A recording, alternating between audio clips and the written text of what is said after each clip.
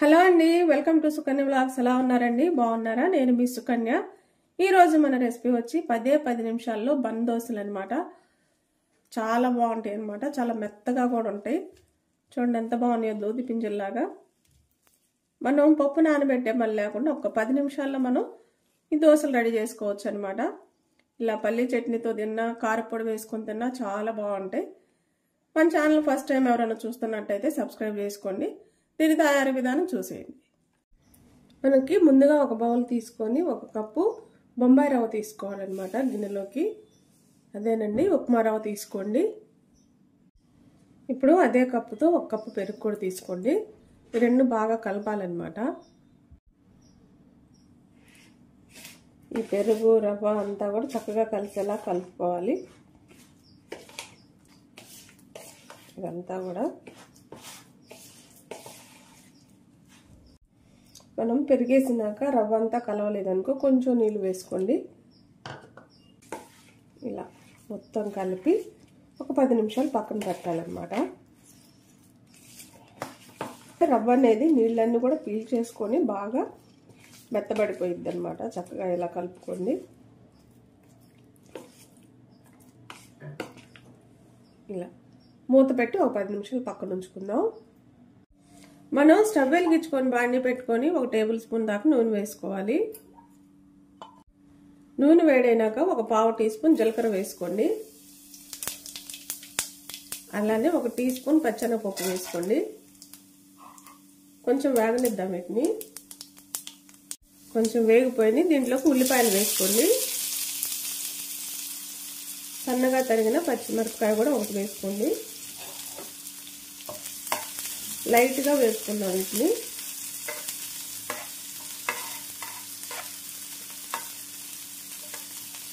కొంచెం ఉల్లిపాయ అనేది మగ్గితే చాలు, స్టవ్ కట్టేసుకుందాం. మనం ఇప్పుడు రవ్వ ఒక 10 నిమిషాలు నానబెట్టాం కదా, నానిపోయిందంతా. ఇప్పుడు ఇదంతా కూడా ఒకసారి కలుపుదాం. ఇప్పుడు ఇది మిక్సీ జార్లో వేసుకొని కొంచెం నీళ్లు వేసుకొని మెత్తగా మిక్సీ పట్టుకుందాం. కొంచెం నీళ్ళు వేసుకొని మిక్సీ పట్టుకుందాం. మరీ ఎక్కువ వేసుకోకండి, పైకి వచ్చేస్తుంది. తర్వాత నీళ్ళు కావాలంటే కలుపుకోవచ్చు. మనం మిక్సీ పట్టుకున్నాం అన్నమాట.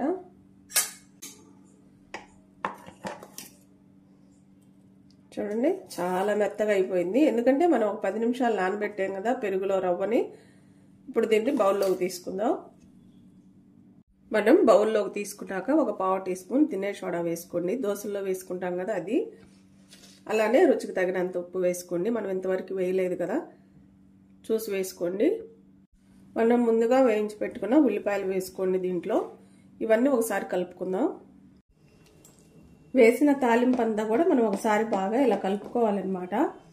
చూడండి ఇలా. ఇంత గట్టిగా ఉంటే సరిపోతుంది, అంత నీళ్ళుగా ఉండకూడదు, అని మరీ అంత గట్టిగా కూడా ఉండకూడదు. ఇలా మీడియంగా ఉండాలన్నమాట. ఇప్పుడు స్టవ్ వెలిగించుకొని బాండి పెట్టుకుందాం.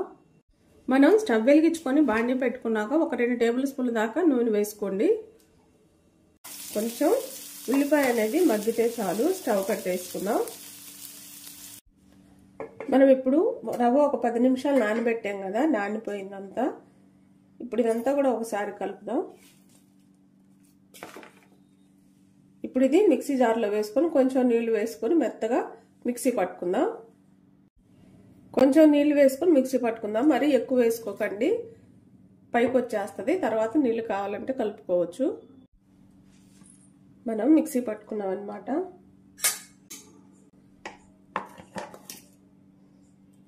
చూడండి చాలా మెత్తగా అయిపోయింది. ఎందుకంటే మనం ఒక 10 నిమిషాలు నానబెట్టాం కదా పెరుగులో రవ్వని. ఇప్పుడు దీన్ని బౌల్లోకి తీసుకుందాం. మనం బౌల్లోకి తీసుకున్నాక 1/4 టీ స్పూన్ తినే సోడా వేసుకోండి. దోశల్లో వేసుకుంటాం కదా అది. అలానే రుచికి తగినంత ఉప్పు వేసుకోండి. మనం ఇంతవరకు వేయలేదు కదా, చూసి వేసుకోండి. మనం ముందుగా వేయించి పెట్టుకున్న ఉల్లిపాయలు వేసుకోండి దీంట్లో. ఇవన్నీ ఒకసారి కలుపుకుందాం. వేసిన తాలింపు అంతా కూడా మనం ఒకసారి బాగా ఇలా కలుపుకోవాలన్నమాట. చూడండి ఇలా. ఇంత గట్టిగా ఉంటే సరిపోతుంది, అంత నీళ్ళుగా ఉండకూడదు, అని మరీ అంత గట్టిగా కూడా ఉండకూడదు. ఇలా మీడియంగా ఉండాలన్నమాట. ఇప్పుడు స్టవ్ వెలిగించుకొని బాండి పెట్టుకుందాం. మనం స్టవ్ వెలిగించుకొని బాండీ పెట్టుకున్నాక ఒక 2 టేబుల్ స్పూన్ల దాకా నూనె వేసుకోండి. కొంచెం నూనె వేడవ్వాలన్నమాట. నూనె వేడైంది. ఇప్పుడు మనం పిండి ఇలా వేసుకోవాలి. కదపొద్దు అసలు.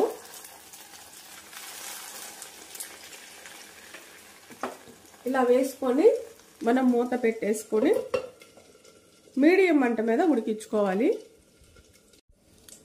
ఇప్పుడు ఒకవైపు కాలిపోయింది చక్కగా. దీన్ని తిప్పుకుందాం. ఇలా రెండో వైపుకి తిరగేసుకోండి. ఇలా చూడండి, చక్కగా కాలిపోయింది. మంచి కలర్ వచ్చింది కదా. రెండో వైపు కూడా అలానే కాలాలి. రెండో వైపు కాలేటప్పుడు మూత పెట్ట అవసరం లేదు. మనకి రెండో వైపు కూడా కాలిపోయింది. ప్లేట్లోకి తీసుకుందాం. చూడండి, రెండు వైపులా మంచిగా కాలిపోయింది. ఇప్పుడు మళ్ళీ కొంచెం నూనె వేసుకొని మళ్ళీ ఇంకొక దోశ వేసుకుందాం.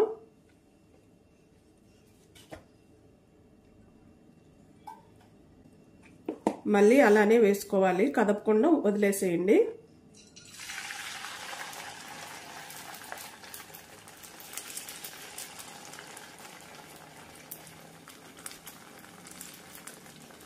అంతే, మళ్ళీ మనం మూత పెట్టేసుకోవటమే.